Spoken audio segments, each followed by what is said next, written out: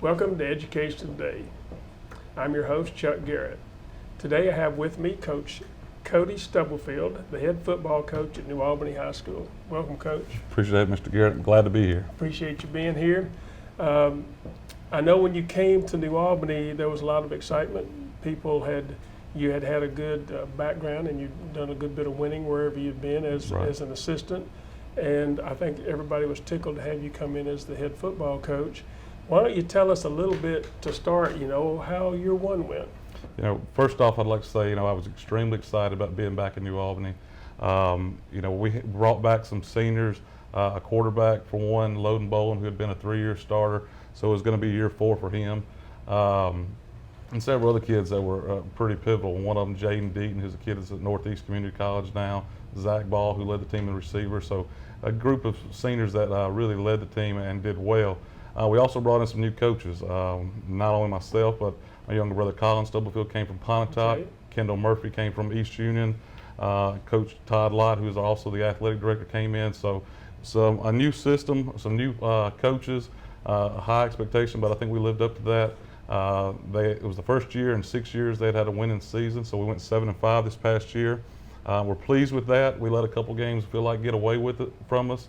It could have been 9-3 somewhere in that, and would have been even better. But overall, I think the kids bought in. They had a good year. They competed. I think they learned some lessons that will go on with them throughout life, and we set the program in the right direction. Well, and there seems to be a lot of optimism around it. Right. People seem to feel like it's on the right track, and that you had a really good first year. Well, the big thing, you always want optimism. You don't want negativity around anything, no matter what you're doing. So I understand that. We talk about players with that, and coaches and everybody, picking people up, not pulling them down. So we're excited about optimism is a good thing.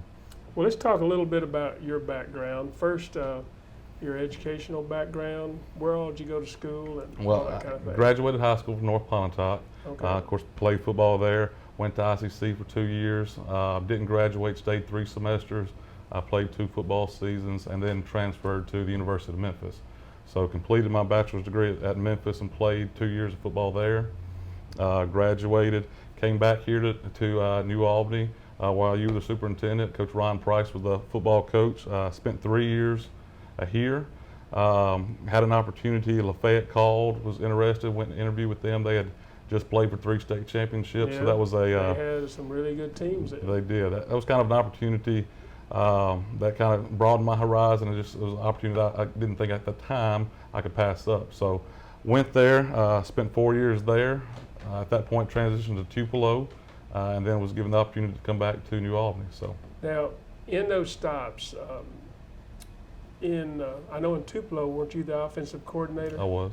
And so talking a little bit about your experience as far as getting ready to become a head coach, can you talk a little bit about some of the responsibilities you had in different stops? So at New Albany, I was primarily the offensive line coach. I did help with the 9th grade team. When I went to Lafayette, I was the offensive line coach. After year 1, I became the 9th grade head coach. Eventually, being the offensive line, I had a lot more to do with the run game at that time. Right. So I was kind of considered the run game coordinator. Other than winning and the players that Lafayette had, they'd also had a really good coaching staff. Anthony Hart had been there and was the head coach during that 3-year, playing for state championships. He had since then, when I got there, became the athletic director. But Eric Robertson was still there. Dennis Robbins, who was at Pontotoc, was there at the time.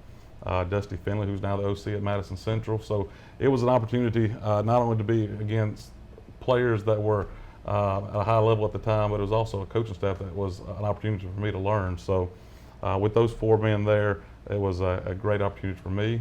So like I said, I was the offensive line coach, became the run game coordinator. After 4 years, another opportunity came. Tupelo had called Coach Trent Hammond. Gave me a phone call. He was looking for a offensive coordinator. At the time, it was going to be the number 2 spot on offense.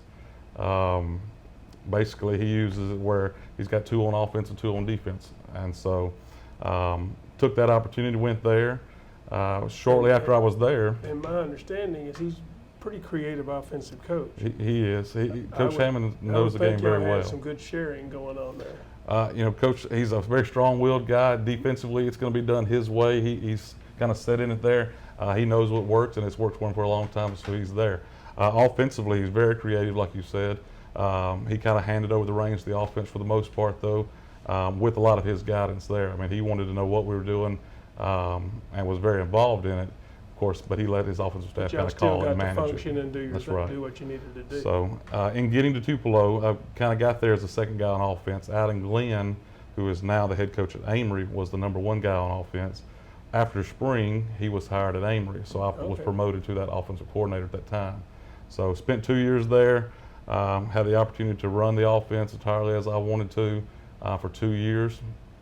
And so learned a lot through that. You kind of throw in the fire in 6A football and said, score some points. So, but fortunately, we had some really good athletes at the time.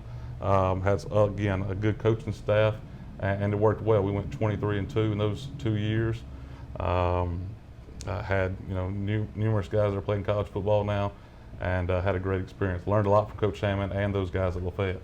Now, even back you up to when you were at University of Memphis as a player, as you mentioned, you played offensive tackle? I started at offensive tackle.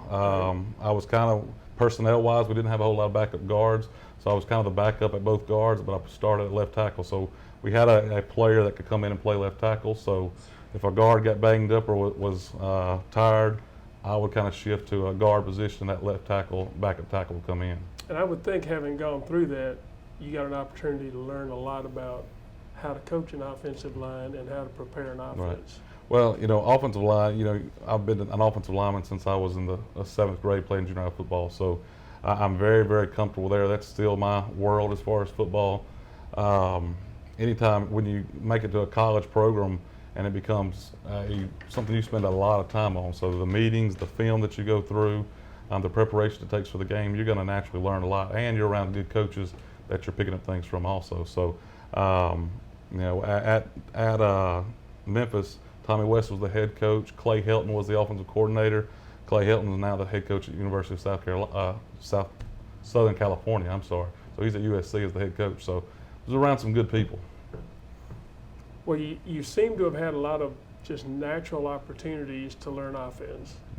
How about the defensive part of the game? How have you grown in that area? Well, I think defensively, in getting the head coaching job, that's been the area that I needed to learn the most because, like you said, I was primarily an offensive guy for the majority of the time. Now, in doing 9th grade football and being around those good coaches that I have been around, you pick up things here and there. Right.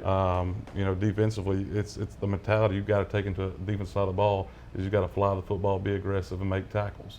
That being said, I do heavily rely on the defensive coordinator, Shane Hard, Coach Todd Lott, and Kendall Murphy. All three of our guys that are on the defensive side of the ball have been coordinators or head coaches somewhere. So I've got a great situation on being able to rely on those guys. So, Coach, why did you decide to become a football coach? Well, first off, growing up, football was a sport that I was very passionate about. Enjoyed playing it, became a passion of mine.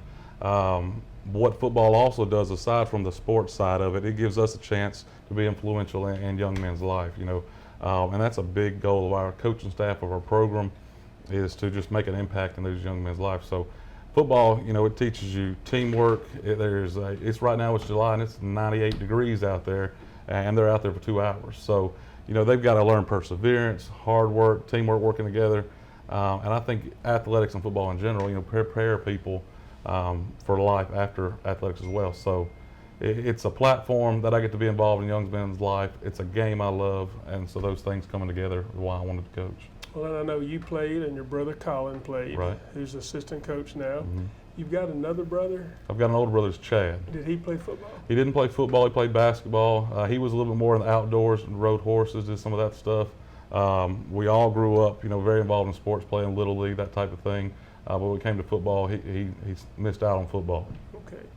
One other thing about what we're talking about now is who kind of influenced you in your love for the game? Well, just like I told you, one of the reasons I wanted to be a football coach in high school, the people that had impacted my life the most, other than my father, were my football coaches. Steve Brown was my offensive line coach throughout my whole high school career.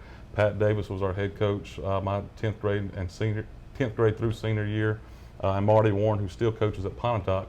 Those three men were, along with some other assistants, were very influential in my life. They, like I said, you learned a lot of the stuff other than football from those men. You're around them a lot, and I still look up to those men today. Well, I think you've touched on it just a little bit, but what's your philosophy of coaching football? How do you approach the game and that kind of thing? I think one, football is a sport that you got to have toughness and stuff, and it's hard, but you want a group of kids out there to have fun. At the high school level, they're not getting paid to play. It's not paying for their education, but they need that desire to want to be out there. And so part of that's going to be having fun, having a good time. So one, we always want anytime we do anything, whether it's lifting weights, running, conditioning, whatever it may be, we try to make it as fun as we possibly can. I think that gets more involvement out there, and it helps keep kids out there. So one, we want it to be fun. Two, we want them to know the expectation. We talk about all the time our expectation, and a slogan we use is called "Best is the Standard." We want everything they do for it to be at their best, whether that's in the classroom, at home with their parents, or whatever it may be. You seem, though, like you have high expectations and you're demanding, but some people who are demanding come across in a way that they almost put people off. Right. And I've never seen you that way. The 3 years you were here, that I worked around you, Mm-hmm. You seemed like you were a demanding coach, but you didn't seem like you were demanding to the point that people said, I don't want to be around him anymore. And, as far as I think you have to read people. Right. Like I said earlier, we want football to be fun, and we want to push those guys at the same time. So every individual that we coach is probably different. So Right. What the end result is, what do we need to do to get the most out of Johnny or Billy or whatever to get them prepared for that Friday night and prepared for life after football as well. You get a lot of players that are absolutely raw. I mean, they Sure. come to New Albany, they maybe start 6th or 7th grade, they come through the junior high program, and some of them even get to the 9th grade and have never played. So you pick up a lot of raw people. How do you develop athletes to become football players? Well, I think as far as a football program, you want to start it in junior high. There are little league programs that go on, and there's nothing wrong with those, and we're excited about the Shockers that's here in New Albany. But as long as they're with us as a 7th, 8th grader, maybe even a 9th grader at that point, we can teach them the fundamentals of it.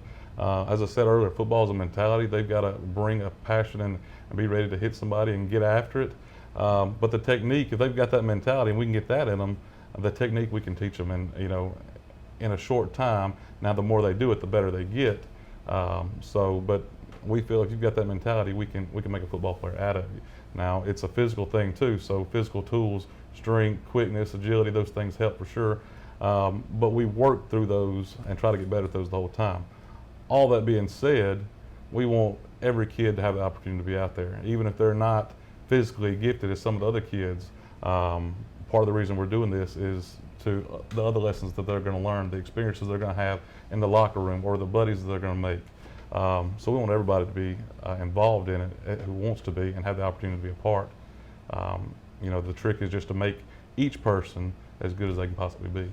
Well, and when you talk about it being, I talked about it being demanding, but I know just in, like you said, 98-degree weather. Right. They're out running in it. Mm-hmm. They're lifting weights in the morning. You have weight training going on this summer, don't you? Absolutely. So, as I said, football is a physical sport. Physical sport requires speed, requires strength. Those things we try to get better at. So in order to do that, we lift weights. They're out there every day right now, Monday through Thursday, lifting weights for about an hour. And then the second part of that is speed and agility. And so they're working on speed, they're working on cutting, making moves. The other part of that is a mental part. Football is a mental sport as well, and the fact that you're going to push your body. Your body can often do a whole lot more than you think it can. So Right. it's learning that and knowing to push that, and then also having that desire and learning that desire that I'm going to push myself to help my buddy over here, to help my teammate, and to make us better as a group also. How have you found the facilities since your arrival? The facilities in New Albany, our field house in particular, is a very good space. It's an older building. Dr. Evans now has put a lot of money into that place as far as allocating it. They recently repainted everything in the bottom of the athletic complexes, whether it be the baseball hitting facility, the field house, the field. They've also made it to where we do a lot less field maintenance than some other coaches, and that allows us to focus more on the football side, on the player side. So that's a really big deal. That's a big deal, yeah. So Mr. Evans, along with the mayor and those guys, have Chase Jeter and some others that work with the park also help with our field maintenance. New Albany Lawn and Pest helps us out with the field. So we've got a team of men there that help keep the facilities really good. So Chase Jeter did a fantastic job last year mowing it with the reel mower. That reel mower mows it to where it's like a putting green. So that field is immaculate when it gets to be football season. We've also moved our practice field from the top field where it was to that bottom. I just feel like it kind of gives us separation and it allows us to kind of get away from Highway 15 and that traffic. So that was a move that we made, and I'm really happy with that. We've pretty much got an 80-yard field, and then there's about a 35-yard field. So it's adequate space for us to practice. So all in all, we're pleased with the facilities. Facilities are one thing that you always want to constantly be improving, whether it's a fresh coat of paint or putting up a sign here or there. And so those are things we've done. So, but we're proud of the facilities we have. I know football equipment can be kind of expensive sometimes. Do you find that you have what you need when it comes to getting the players properly suited out and all that kind of thing? Absolutely. One thing that myself wants, Coach Lott, our athletic director, and our principals and administration as well, we want to be a Class A-class program. We want as nice of equipment as we possibly can have. So to run a football program, it does cost a lot of money. Shoulder pads, helmets, cleats. When a kid goes out there to a game, he's probably got somewhere around $400 worth of equipment on. So it does cost money. Fortunately, with the community support that we have, the administrative support, they were able to put that money into the program to give us what we need. So it would probably surprise a lot of people what some of that stuff does cost for sure. You mentioned earlier a few of your coaches. You want to kind of talk about your coaching staff and whose responsibility, their responsibilities, that kind of thing? So myself, obviously, is the head coach. Last year we hired offensive coordinator, my younger brother, Coach Stubblefield. Colin just finished his 5th year. He was 4 years at Pontotoc. This became his first year at New Albany since he was playing under Coach Price. So he primarily does the offensive line.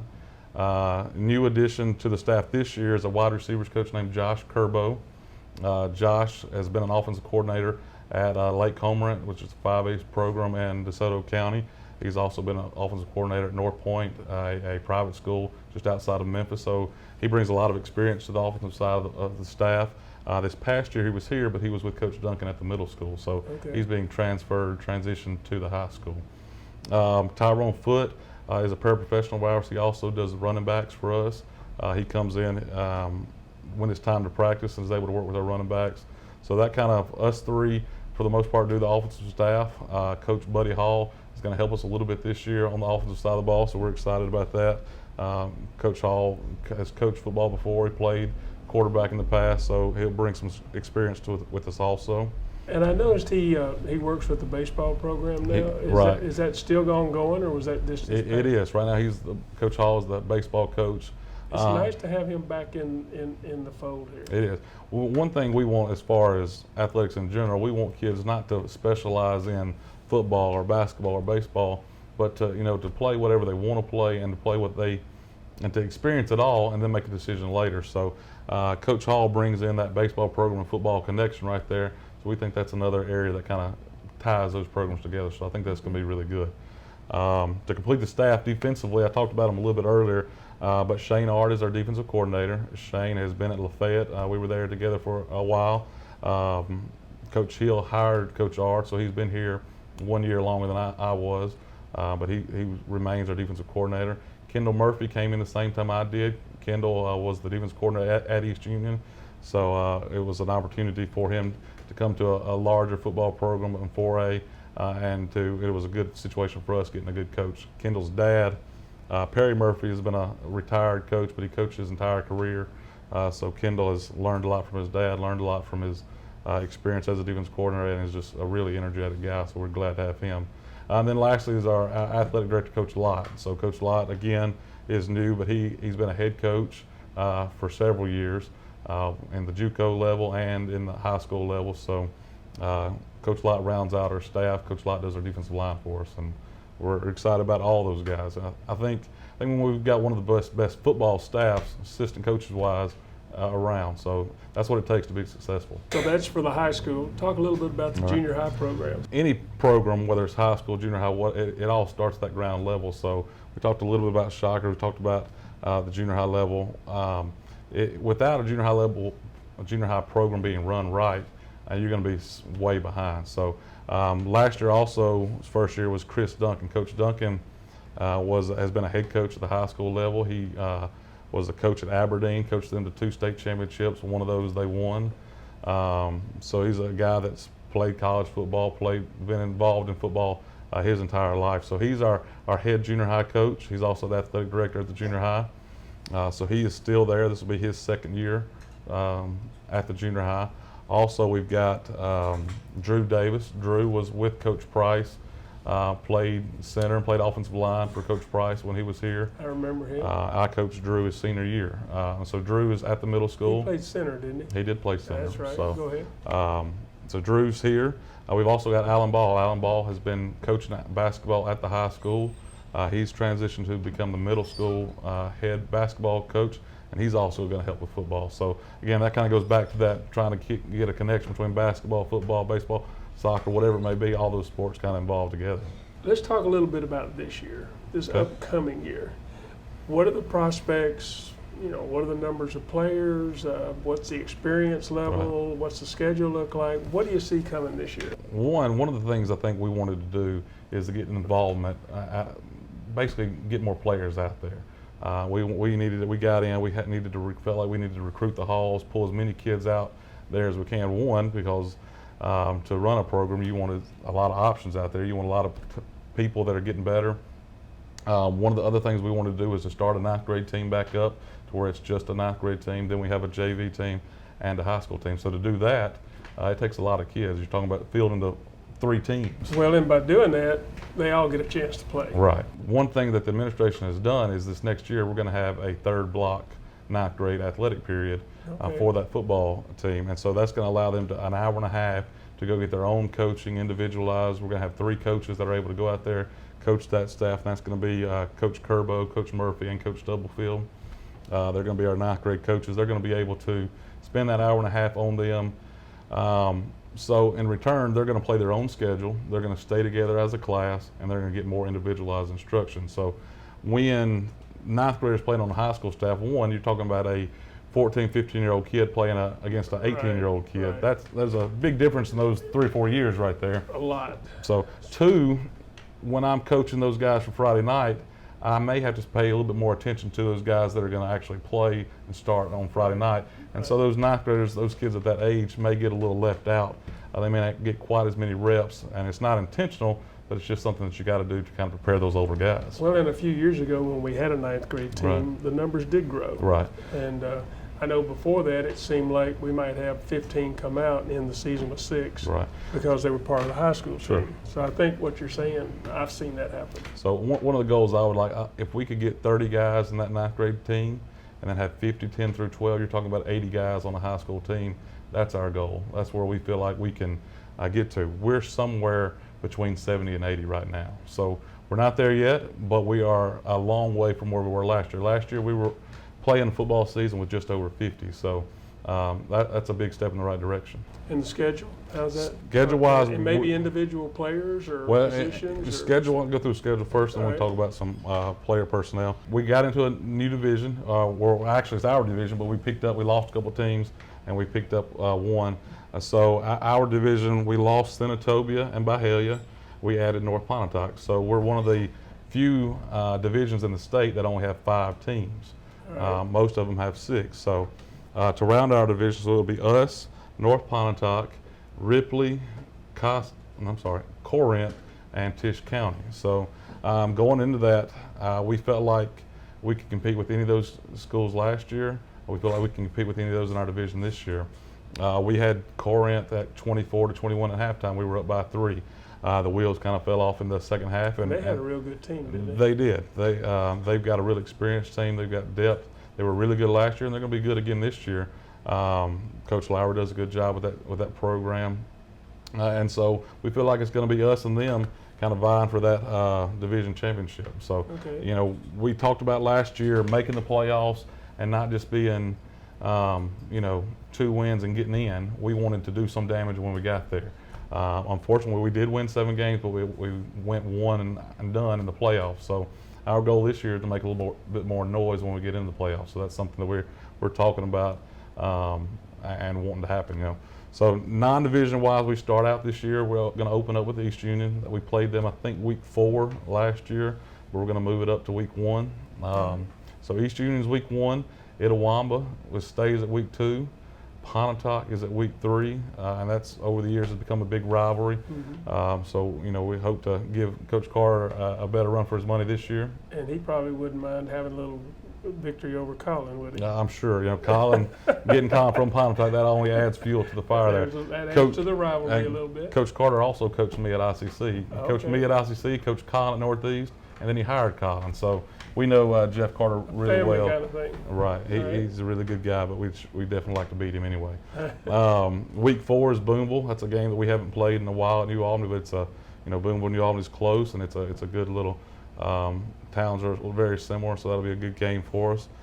Week 5, we pick up Morville, and then week 6 we go to Amory. So that kind of rounds out the schedule. Then we take week 7 off because we are one of those teams that have fewer division games. We're off week 7, and then we get into our division play. I think that's a great opportunity. Well, what do you think about having a week off like that? One of the things we're going to do this year, we gain players, but we're especially offensive line-wise, we're selling out. We want to put the best guys up front that we possibly can. Some of our guys are going to play both ways. So it's going to give us a week to kind of regroup, recoup if there's any injuries before kind of getting into that division play. One thing that you got to think about is there's a kind of a non-division season, a division season, and then a postseason. So that kind of gives us a break in between the two.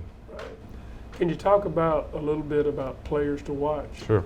Basically, offensively, we start there first, then we'll go to defense. Charlie Lott is a kid that's going to be our quarterback going into the season. Charlie has played previously at other schools. He's Todd Lott's son. Last year, he was our backup quarterback to Loden Bolin. This year, he's going to be his show to run as far as the offense. One of the biggest areas I think we've improved from last year to this year is our offensive line. Basically, most of our offensive linemen are coming back. Noah Gray is a kid that's started for 3 years. He's at right tackle. Adam Conley is a kid that's got a lot of experience now.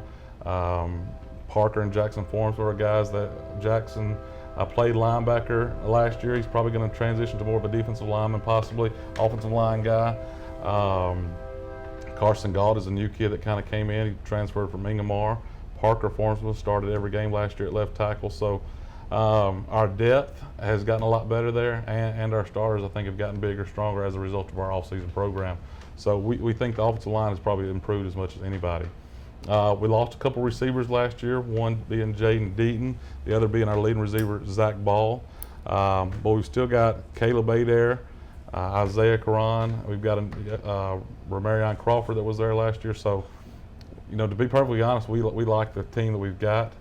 We've got some skilled guys. There's a young kid named Cameron Knox that we expect big things from on offense and defense.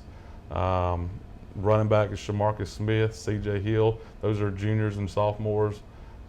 So we're still a fairly young team, but this young team's got more experience, and so because of those two things, you know, we're excited about the future. Defensively, I think we've got more speed than we had last year. A lot of our linebackers are back. Jalen Roby is a kid that we're going to miss on the defensive line. Jalen was probably a 5'10", 195, 190 pound nose guard for us, but he gave it everything he got, and teams knew who he was, and so he did a really good job. So we're going to miss Jalen, but again, we've got people that I think we can replace him with. So the experience, the off-season work, and the kids we've got coming back, I think are going to lead us into a better season this year than we had last year. You talked about a little speed. How about a size? Size-wise, offensive line, that was one thing that we were really small last year. Parker Formsman was a kid I mentioned a while ago. Parker's gained 50 pounds since last season. And it's not soft. He is a yoked up young man now. So we're excited about that. And it's not just Parker. A lot of those have been there and done that. Another kid that I didn't mention that I should have that played just defense last year is the name's Andrew Ellis. Andrew is about a 6'2", 215-pound kid that is just got a motor. He can really get after it, compete. Andrew kind of adds some size to us there also. One of the things that if you walk into the field house in the coach's office, you'll see is several of our offensive linemen's names. There's probably 8 to 10 names on the board. And each one of us has got what they weigh right now, and it's got what their goal is. So every day Coach Stubblefield is making those guys weight, and he's talking about heating. So we know that we were small last year, and that's one of the things that we're trying to get bigger. So and adding weight and that thing, you want to put on good weight, and so I think we're doing that. And that's where the weight room comes in. Absolutely. So we're going to be bigger than we were last year. We're going to be bigger. We're going to be more experienced, and I think we're going to be faster. So all those things are good for sure. Really. Program goals. Kind of how do you? You know, as far as a program, I talked a little bit earlier. I mentioned it. Our kind of slogan motto is "Best is the standard." You know, effort is something that there's no excuse for effort not being there. You know, on the field, but everything we do, we talk about is not just on the field; it's off the field. So, one of our goals, you know, is to better prepare young men for life after football and for getting a job, for being a husband, for being a father, those things. And so one of the things I think you do when you build a program is you build relationships. Right. So, you know, every one of our coaches has a genuine care for our players. So getting to know those guys, helping them whatever area it may be, mentoring them. You know, every skill guy today went to Coach Murphy's house and had a pool party at his house, which is right across the road. So, you know, they were around him having fun, but they also got to see Coach Murphy as a father to his little girl that was over there, as a husband to Leanne, who was there. So, you know, goals, we want to win every game. You know, that's the desire that we have. But we also want to learn to give our best effort in everything that we do. And again, that goes on the field and off the field. We talk about effort in the classroom very regularly. You know, we talk about sitting at the front row, asking questions, helping teachers out, making sure we're prepared, making sure we do our homework. You know, those are the things you do in high school and then afterwards, whether it's in the workforce or whether it's getting ready for a job or whatever. So that's our goal, is to have fun, to win as many games as we can, and prepare kids for later in life. Very good. To have a good program requires a lot of different entities, administrative support, booster clubs. We're blessed with a wonderful community. You want to talk about that a little bit? Well, you know, first off, you end kind of with the community. I don't think there's a better small community than New Albany in the state of Mississippi, and I know we're all going to be very partial to that because we live here. But we talked earlier about a lot of people from Pontotoc kind of coming into New Albany. And Pontotoc's not the only place. There's a lot of people that kind of are being pulled into New Albany because it's such a great place. So that's one thing. We've got a community that supports us. We've got a mayor, a board of aldermen that really step up there and help us. We've also got a central office that is very supportive. Dr. Evans has, like I said, has made the facilities, has come in and repainted them, repurposed them, done a lot of things that helped us there. Mr. Farrell has done a really good job trying to allocate and give us the nicest equipment, nicest stuff we could possibly have. And then Coach Lott has done a tremendous job of just managing the athletic programs and then helping us as a coach also. Those things aside, you know, our booster club, our community is one that wants to see our school and our athletic programs succeed, so they do an awful lot for us, our businesses in town and our parents supporting our program. So if you're a football program, any kind of athletic program that doesn't have the support of their community or their school is not going to do very well. So we're fortunate to have all that. Well, we're about out of time. I've enjoyed talking to you. Is there anything that you'd like to share as we get ready to sign off, or have we pretty much covered it? Well, we talked about the community. I am very grateful to our community, to everybody that's involved in our program and our school, Dr. Evans and our other staff, administration, Mr. Farrell. We're in a very good place, and we're in a very good situation, and we're grateful to be here. Well, Coach, I appreciate you being with us today. Yes, sir. Thank you. For Coach Cody Stubblefield, this is Chuck Garrett and Hill Country Network saying thanks for watching.